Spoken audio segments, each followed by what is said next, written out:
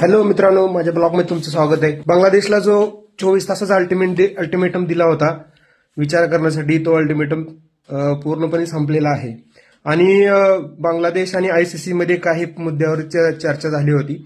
बांगलादेश जे BCB cricket board आहे त्यांनी आयसीसी कडे काही पॉइंट आउट केले होते की साधारण चॅम्पियन्स ट्रॉफी 2025च्या वेळेस आयसीसीनी काही निर्णय भारताच्या बाजूने घेतले होते, जसे की भारताला पाकिस्तान या देशामध्ये जी चॅम्पियन्स ट्रॉफी झाली होती त्या चॅम्पियन्स ट्रॉफीचे सर्वच्या सर्व सामने हे न्यूट्रल व्हेन्यूवरती खेळवले होते. आणि त्यांनी असं म्हटलं होतं बीसीबीनी की जी बांगलादेश क्रिकेट बोर्ड आहे त्यांनी असं म्हटलं की आयसीसीनी कोणत्या तरी एका देशासाठी चॅम्पियन्स ट्रॉफीसाठी दुसऱ्या देशामध्ये एकाच जागेवरती सामने खेळवले आणि मग आम्हाला का नाही तसं संधी देत किंवा आमचे का नाही सामने दुसऱ्या श्रीलंका एका देशामध्ये वर्ल्ड कपसाठी आयोजित करत. तर हा एक मुद्दा होता मित्रांनो. या मुद्द्यामध्ये आयसीसीनी स्पष्टपणे त्यांचं जी काय रिक्वेस्ट आहे, जी न्यूट्रल व्हेन्यूवर त्यांचे सामने अरेंज करणं, हे त्यांनी रिजेक्ट केलेलं आहे.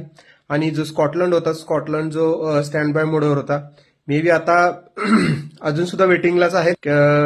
जर स्पष्टपणे फायनल डिसिजन झाला तर स्कॉटलंडला संधी मिळेल. तर मित्रांनो बघा, बांगलादेशचं थोडं कौतुकच वाटतंय, कारण पाकिस्तान सारखं डिसिजन चेंज केला नाही त्यांनी, एका मुद्द्यावर स्थिर राहिले.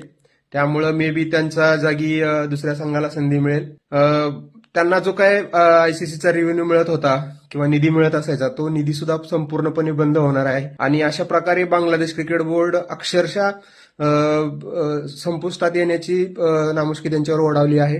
तुम्हाला माहिती आहे का, बघा, जगमोहन दालमियाच्या कालखंडामध्ये ज्यावेळेस आपलं सौरव गांगुली कर्णधार होता त्यावेळेस सुद्धा बांगलादेश सोबत कोणी सुद्धा क्रिकेट खेळायला तयार नव्हते.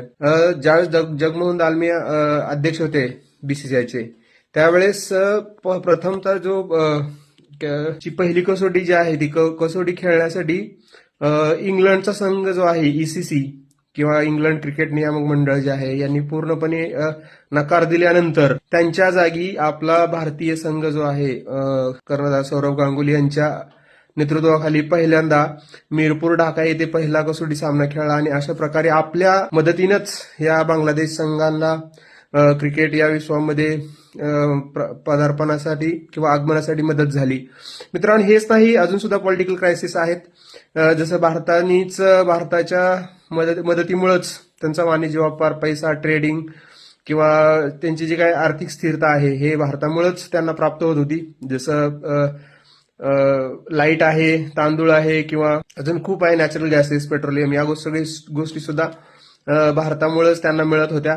आता दोन्ही देशामधील जो काही पॉलिटिकल क्रायसिस आहे किंवा त्यांना जी आपल्या भारताबद्दल जी असुरक्षता वाटत आहे, त्याच्यामुळे हे सगळे बायोलॅटरल जे आहे ट्रेडिंग जे ऑप्शन्स आहेत ते पूर्णतः संपुष्टातच आलेले आहेत. अजून बघा, विशेषतः बांगलादेश या देशासाठी 1965 युद्ध असेल किंवा अजून ज्या गोष्टी आहेत, तर जसं भाषेवाद होता, तो भाषावादाच्या वेळेस ज्यावेळेस इंदिरा गांधींनी युद्धाच्यासाठी सुद्धा मदत केली होती. तर अशा सगळ्या गोष्टी आहेत.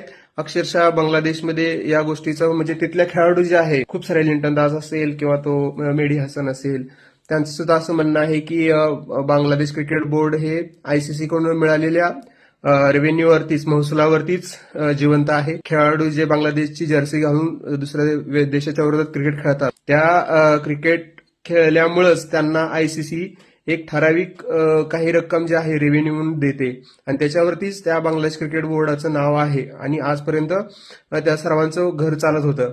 तर मित्रांनो, आता जो काही बांगलादेशने डिसिजन घेतलेला आहे, आयसीसी T20 वर्ल्ड कप जो आता 7 फेब्रुवारीपासून होणार होता, त्यांनी जो बॉयकॉट केलेला आहे, त्या बॉयकॉटमुळे त्यांना कोणताही रेव्हेन्यू मिळणार नाही. त्यांना फक्त सामने हे पाहावेच लागतील, पाहायला मिळतील किंवा त्याचं ब्रॉडकास्ट सुद्धा तिथं होणार नाही किंवा झालं तर त्याला कोणताही असं फार एवढं विशेष महत्व ते देणार नाहीत असं त्यांनी सांगितलं होतं की आम्ही बॉयकॉट करू सगळे सामने, असं जो बीसीबी क्रिकेट नियामक मंडळाचा जो अध्यक्ष आहे. तर हे असा डिसिजन झालेला आहे मित्रांनो. पाहूया येत्या दिवसामध्ये काय घडत आहे.